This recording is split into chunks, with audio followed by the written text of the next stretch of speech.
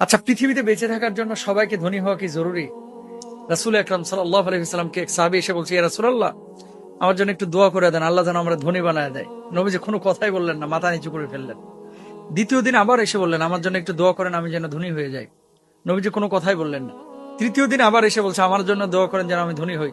নবীজি বললেন যে, আমার জীবনযাপনটা কি তোর ভাল লাগে না?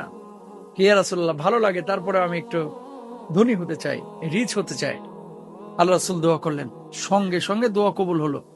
আগে ছাগলে বাচ্চা দিত, কথার কথা ধরেন 100 বকরির পাল ছিল, ওখান থেকে 70টা 80টা বাচ্চা দিত।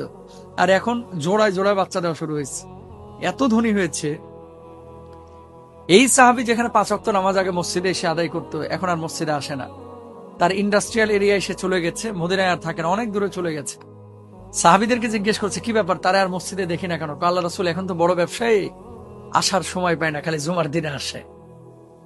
শেষ পর্যন্ত জাকাত যখন ফরজ হয়েছে, আল্লাহ নবী তার কাছে জাকাত নেওয়ার জন্য পাঠাইছে। সে বলছে, জাকাত কেন আমি দেব? এই সমস্ত ট্যাক্স, কর, এগুলো কি ইসলাম অনুমোদন করে? কয় রাসূল সাল্লাল্লাহু আলাইহি ওয়াসাল্লাম আমাদেরকে পাঠিয়েছে। কয় না, আমি দিতে পারবো না, জাকাতকে অস্বীকার করেছে। সাহাবী হওয়ার পরেও বেঈমান হয়ে কবরে গেছে, বেঈমান হয়ে সাহাবী হওয়ার পরেও। এবং তাকে নিয়ে কোরআনে আয়াত নাজিল হয়েছে। তার মানে কি? কাদাল ফাকরু আই ইয়াকুনাল কুফরা, দারিদ্রতা মানুষকে কখনো কখনো কুফরের দিকে ঠেলে।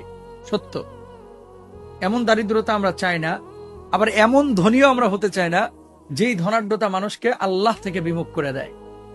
এই জামানা চলতেছে, দেখবেন যখন আপনি গরিব ছিলেন, যখন আপনি শূন্য ছিলেন, 7-8 হাজার টাকা বেতনের চাকরি আপনার ছিল না, তখন আপনি নামাজ পড়তেন ঠিক মতো, আল্লাহকে ডাকতেন ঠিক মতো। আজকে লাখ লাখ টাকা আপনি কামাচ্ছেন, আল্লাহরা বেল দেন না, আল্লাহরা দাম দেন না।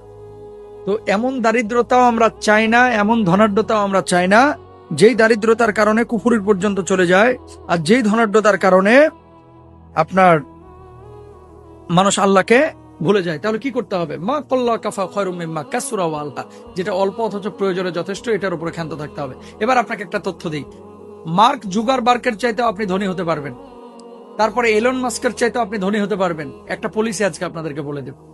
আচ্ছা, এর আগে শুনেনি যে মার্ক জুগারবার্গের চাইতে আপনি ধনী হবেন কিভাবে? তার সম্পদের পরিমাণ হুজুর আপনি জানেন?